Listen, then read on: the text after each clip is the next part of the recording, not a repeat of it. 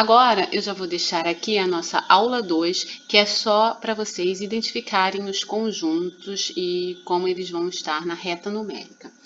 Então, vamos lá. Nós vamos começar com o conjunto dos naturais, que é o mais conhecido de todos.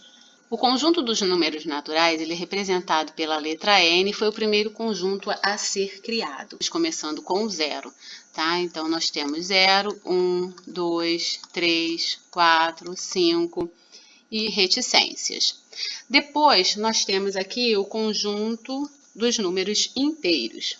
Esse conjunto é representado pela letra Z e dentro dele vai ter os naturais, que são do zero positivos inteiros, e também teremos os negativos. Então, para a gente colocar numa ordem crescente, a gente começa aqui colocando alguns negativos, tá bom? Ó, menos 3, menos 2, menos 1, aí a gente chega no zero e vai 1, 2, 3, reticências. Então, nós temos as reticências antes, por quê? Porque para além aqui do menos 3, voltando, a gente tem menos 4, menos 5, menos 6, menos 7, infinito. E para o positivo também, por isso a gente coloca as reticências. Nós temos aqui como terceiro conjunto o conjunto dos números racionais. Ele é representado pela letra Q. Então, a gente vai colocar aqui também as frações. As frações, quando a gente resolve e não dá um número inteiro, ele dá com decimal, né? Casas decimais.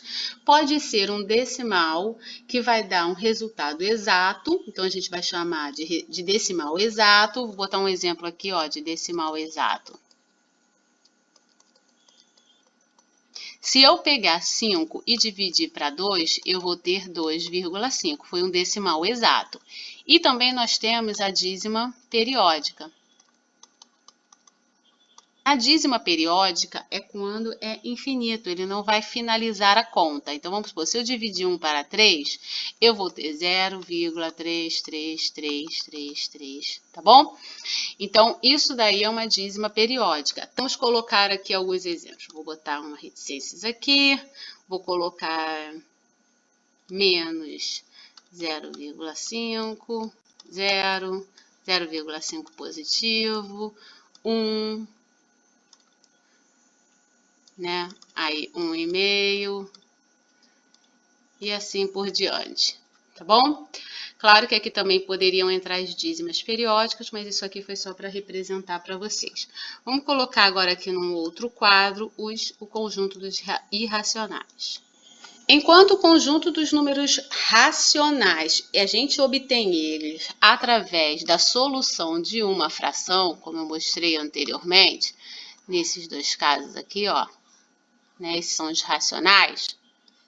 Os irracionais a gente não consegue obter através de uma fração, tá? Da solução de uma fração. Então, eu vou dar aqui dois exemplos. Então, nós temos aqui, por exemplo, raiz de 2, é um exemplo. E o π é um outro exemplo, que é um símbolo matemático utilizado para representar um valor, que a gente vai usar bastante mais para frente. Ok? Vamos falar agora do conjunto dos números reais e último conjunto a ser falado hoje. O conjunto dos números reais é representado pela letra R e vai englobar todos, tá bom? Então, ele vai pegar todos os outros conjuntos, tá? O conjunto dos naturais, o conjunto dos inteiros, dos racionais, dos irracionais, tá bom? Então, eu vou fazer aqui um conjunto aqui, ó, inverso, que a gente vai chamar dos reais. A gente bota aqui separadinho o conjunto do irracional, tá bom? E aqui, como que vai ficar? Nós temos o Q. Esse Q aqui, ele vai englobar o Z, que engloba o N. Tá bom? Então, essa aqui é a montagem dos conjuntos. A gente começa com os naturais, vai para os inteiros, racionais, irracionais e vem o conjunto dos números reais, que é o que a gente vai trabalhar esse ano, pegando todos esses outros conjuntos.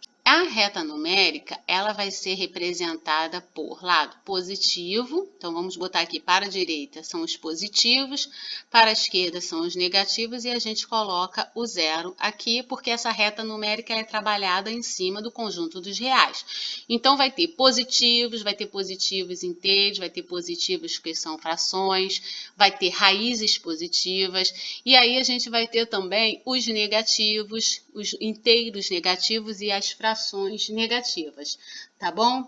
Então, nós vamos colocar aqui alguns exemplos para poder botar em cima de uma reta. Então, se eu tiver aqui os valores, ó, 1 positivo é para frente, 1 negativo a gente volta. 2 positivo é para frente, 2 negativo a gente volta. Entre o 1 e o 2, a gente anda, vamos supor, vamos andar meio. Então, 1,5 vai ser aqui, ó, entre o 1 e o 2, né? 1,5. Na fração 1,5, ela pode ser representada também por fração, que seria o quê? 3 sobre 2. É a mesma coisa. Se eu quiser aqui, ó, meio, por exemplo, eu volto. Se eu tiver meio negativo, então é entre o 0 e o menos 1. Então, aqui, ó, menos 0,5. Numa fração, como seria isso? 1 sobre 2 negativo.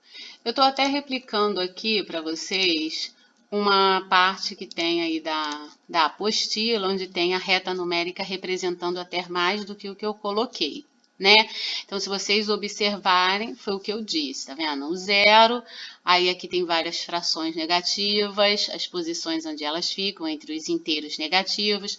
Nós temos as frações positivas e os inteiros positivos. Aqui também foi colocado o π, tá? Uma posição dele, que ele vale 3,14, esse π, por isso ele foi colocado aqui, né? O valor aproximado dele, a gente põe esse símbolo para aproximar, é de 3,14, então ele fica aqui.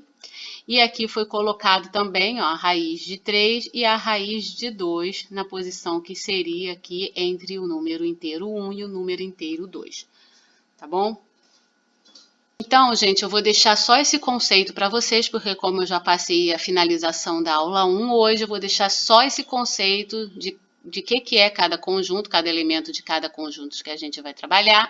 E aí, na próxima aula, quando eu já falar de um novo conteúdo, que são intervalos, eu deixo o exercício também para a próxima. Por enquanto, vai ser só o exercício que eu deixei anteriormente da aula 1 e esse restante aqui para vocês poderem compreender melhor o que são os conjuntos, que é o começo da aula 2, ok? Abraços e até!